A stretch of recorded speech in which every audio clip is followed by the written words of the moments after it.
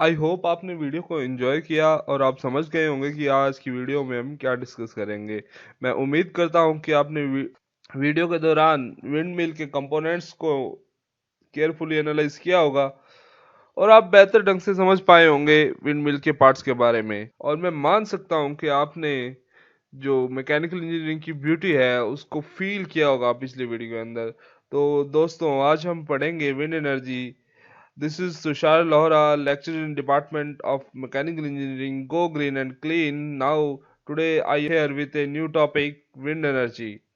We will know about the wind energy in some few videos, and I will ensure to you that after two or third video, you will never to read it again. So start करते हैं। जुड़े रहिए, बने रहिए मेरे साथ। और यदि आप मेरे वीडियो की हर नोटिफिकेशन पाना चाहते हैं तो मुझे टेलीग्राम पर ज्वाइन कीजिए, टाइप कीजिए तुषार लोहरा सर और क्लिक करें ज्वाइन बटन पर। Let's start the topic. जो आपने वीडियो के अंदर देखा उसके कंपोनेंट के बारे में आपने एनालाइज किया होगा। उन चीज़ों की आवश्यकता अभी आने वाली वीडियो के अंदर पड़ेगी और आप बेहतर ढंग से अब इस वीडियो को और इस टॉपिक को समझ पाएंगे। विंड एनर्जी को डिस्कस करने, विंड एनर्जी से पावर प्रोडक्शन को डिस्कस करने से पहले हम जान लेते हैं कि विंड है क्या या फिर सोर्स ऑफ एनर्जी क्या है। तो सोर्स ऑफ एनर्जी आपको अब तक पता चल गया होगा कि विंड है। एक और नए रिन्यूएबल एनर्जी रिसोर्स की बात करने वाले हैं आज। और जैसे जैसे एडवांसमेंट बढ़ता गया, साइंटिस्ट की क्यूरियोसिटी बढ़ती गई नए नए टेक्निक्स को खोजने के बारे में, इन रिन्यूएबल रिसोर्सेज के बारे में हमारा ध्यान आकर्षित होता गया। और अब हमने इस डायरेक्शन में काफ़ी डेवलपमेंट कर लिया है कि पर अभी भी इसमें काफ़ी डेवलपमेंट होना बाकी है, लेकिन हम कुछ एडवांसमेंट की तरफ बढ़ रहे हैं। तो इसी चीज़ का एक मैकेनिकल की ब्यूटी का एक जीता जागता उदाहरण है विंड एनर्जी। दोस्तों, इसको पढ़ के आपको बहुत मज़ा आएगा और आपने वीडियो में देखा होगा, आप फील कर पाए होंगे कि मैकेनिकल इंजीनियरिंग कहाँ तक पहुँच गई। तो सबसे पहले जानते हैं कि विंड एनर्जी है क्या। विंड एनर्जी के जानने से पहले ये जानते हैं कि ये विंड क्या है। इसके अंदर सोर्स तो विंड है, आप समझ गए होंगे, पर विंड क्या है? एक इनडायरेक्ट फॉर्म है सोलर एनर्जी की। तो सोलर एनर्जी की इनडायरेक्ट फॉर्म कैसे हुआ, अब हमारे दिमाग में ये सवाल उठेगा। तो देखें, आप वीडियो को पॉज करें और सोचें कि क्या कारण हो सकता है कि हमने सोलर एनर्जी को इनडायरेक्ट फॉर्म ऑफ विंड कहा। इसके पीछे कोई बहुत बड़ा रहस्य नहीं है। I think you are mechanical guys, you can answer it very easily. I hope आपने पॉज किया वीडियो को और देखा होगा। तो अब मैं बता दूं कि विंड जो इंड्यूस्ड होती है वो अनइवन हीटिंग ऑफ अर्थ की क्रस्ट के कारण होती है। जैसे क्या है कि हमारा एटमॉस्फेयर है। अब एटमॉस्फेयर है, एटमॉस्फेयर के अंदर एटमॉस्फेयर का जो प्रेशर है वो हर जगह सिमिलर है। यानी कि जो एटमॉस्फेयर के अंदर एयर अवेलेबल है वो हर जगह पर इक्वली प्रेशराइज्ड है, उसका दबाव बनाया हुआ है, ठीक है। पर जैसे जैसे क्या होता है, हीटिंग होती है सन के दौरान, सन रेज पड़ती है डायरेक्ट और उस पार्ट की हीटिंग होती है, तो इसमें कुछ मॉलिक्यूल्स होते हैं, वो एयर के ऊपर की तरफ उठने लगती है।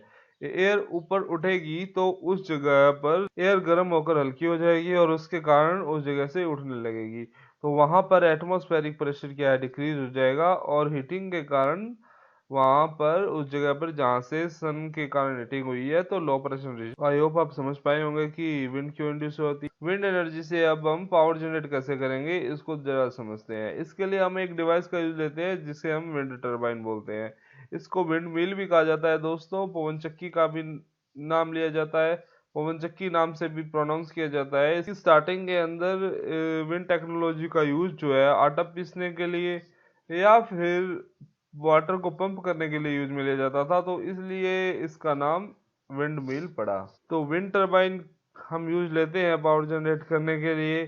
अब क्या है कि विंड बेसिकली करती क्या है, विंड क्या करती है, जो काइनेटिक एनर्जी है एयर की जो आ रही है, एयर के अंदर काइनेटिक एनर्जी है, हवा चलती है उसमें कुछ काइनेटिक एनर्जी होगी, उसको मैकेनिकल एनर्जी में कन्वर्ट करेगी। और फिर जो वो मैकेनिकल एनर्जी है जनरेटर के थ्रू हम उससे इलेक्ट्रिसिटी प्रोड्यूस करेंगे। तो आपने इस बेसिक कंसेप्ट को समझा कि कैसे हम एक एनर्जी की फॉर्म को दूसरी एनर्जी में कन्वर्ट करते हैं। Let's move to the next topic. तो हमने देखा कि किस प्रकार से विंड की काइनेटिक एनर्जी को मैकेनिकल एनर्जी में और मैकेनिकल एनर्जी को इलेक्ट्रिसिटी में कन्वर्ट किया गया थ्रू द विंड मिल। तो अब हम ये देखेंगे कि हमारे पास टोटल पावर अवेलेबल कितनी है, हम कितने विंड से कितना पावर जनरेट कर पाएंगे, और विंड से जो एनर्जी जनरेट होगी वो कौन कौन से फैक्टर्स पे डिपेंड करेगी। तो इसके लिए हमें सबसे पहले जानना होगा कि total power of wind stream क्या है। Total power of wind stream equal होगी rate of incoming kinetic energy of that stream के। तो आइए इसका मैथमेटिकल फॉर्मुलेशन देख लेते हैं। तो टोटल पावर होगी m dot into kinetic energy. तो काइनेटिक एनर्जी को हम लिख सकते हैं V I square by 2g। V I होगा यहाँ पर वेलोसिटी ऑफ इनकमिंग एयर, और पी टी ओ टी हम डिनोट करेंगे टोटल अवेलेबल पावर के इक्वल्स।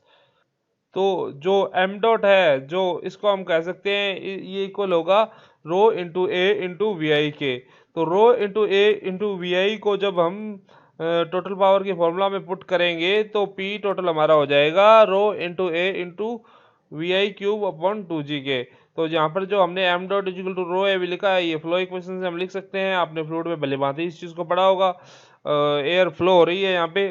तो अब हमने देखा कि जो हमारे पास टोटल अवेलेबल पावर है ये तीन चीज़ों पे डिपेंड है। इसमें से फर्स्ट है कि डेंसिटी ऑफ एयर, इनकमिंग जो एयर है उसकी density. Second one is the cross sectional area, इसको बोलते हैं स्वेप्ट एरिया, कितना एरिया एक्सपोज हुआ विंड के सामने पावर जनरेट करने के लिए। आप इसी लैंग्वेज में इस टाइप से इसको समझ सकते हैं। और जो वी आई है जो ये है incoming velocity of air, total power available velocity of air के।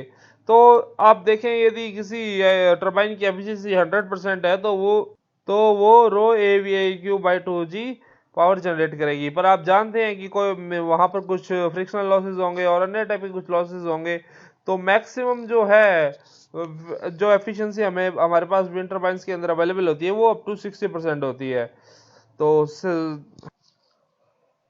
Thank you so much for your patience, keep connected. आज आपने विंड टरबाइन के कुछ टॉपिक्स को देखा, कुछ बेसिक्स को जाना।